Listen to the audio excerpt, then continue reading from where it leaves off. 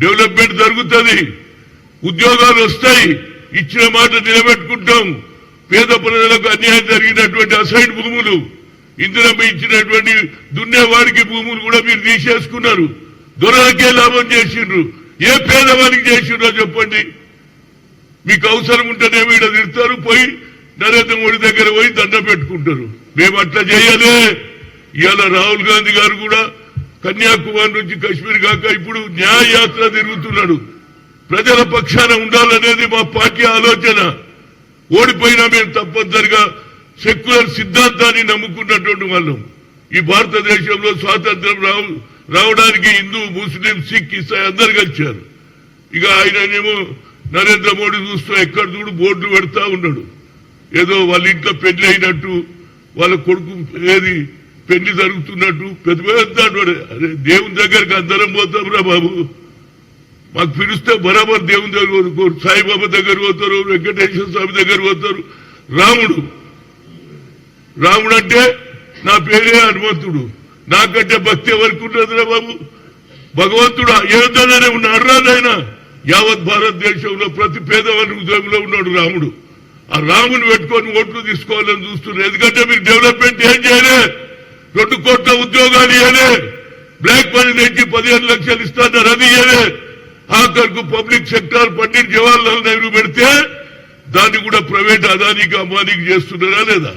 ఏ ఉద్యోగం ఇచ్చిండ్రు? అందుగురించి ప్రజలు తిరస్కరించారు. వచ్చేది తప్పనిసరిగా కాంగ్రెస్ ప్రభుత్వం, ఇండియా కూటమి తప్పనిసరిగా గెలుస్తుంది. Narendra Modi out, Rahul Gandhi in. ఈ దేశానికి ప్రధానమంత్రి అవుతాడనేది నా ఉద్దేశం.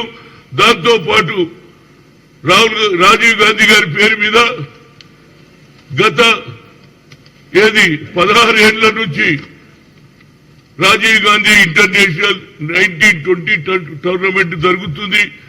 17 ఏమో చెన్నైలో జరుగుతుంది, అండర్ 14 ఏమో పంచ్కుల హర్యానాలో జరుగుతుంది. దానికి కూడా రూరల్ మాస్, గ్రామీణ ప్రజలకు తెలవాలి. ఎందుకంటే క్రికెట్ అనేది ప్రతి ఒక్కరికి కూడా అలవాటు అయింది.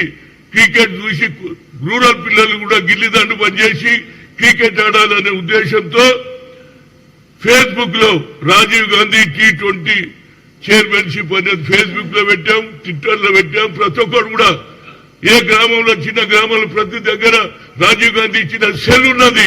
సెల్లో మీరు క్రికెట్ చూడవచ్చు. అదేవిధంగా వెబ్సైట్ గూగుల్లో క్రికెట్ ఫెడరేషన్ ఆఫ్ హైదరాబాద్ కామని కొడితే మ్యాచ్ జరిగేది అందరు చూడొచ్చు. ఫైనల్ గా నిన్ననే మా పున్నం ప్రభాకర్ ఇనాగ్రేషన్ చేశాడు అంబర్పేటలో వాటర్ వర్క్స్ లో.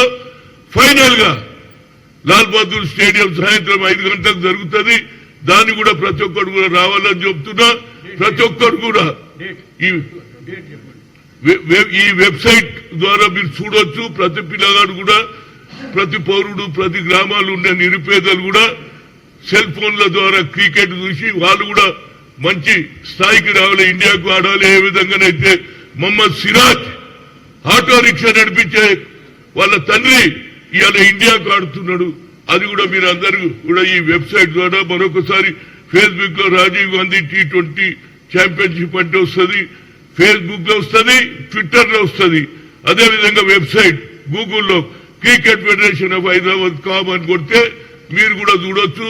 దయచేసి మీడియా వాళ్ళు కూడా అప్పుడప్పుడు మా పొలిటికలే కాకుండా అప్పుడప్పుడు పోతా లాల్ బహదూర్ స్టేడియంలో చూస్తే మీరు కూడా అందరికీ చూపించిన వాళ్ళు కానీ స్పోర్ట్స్ ని ఎంకరేజ్ చేసినటువంటి మీడియా మిత్రులకు కూడా కోరుతున్నాం.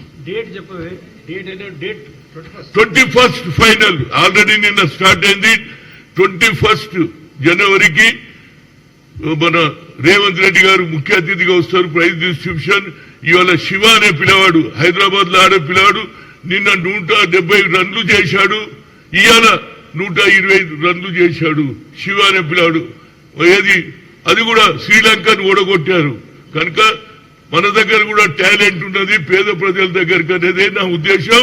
రాజీవ్ గాంధీ ఆలోచనను ఏషియన్ గేమ్స్ లో పెట్టిన తర్వాత ఆ ఆలోచన యాజ్ ఎ స్పోర్ట్స్ మినిస్టర్ గా జీవితాంతం క్రికెట్ ను పెంపొందించడానికి రాజీవ్ గాంధీ ఆలోచనను ముందుకు తీసుకోవడానికి నా ఉద్దేశం. Thank you very much.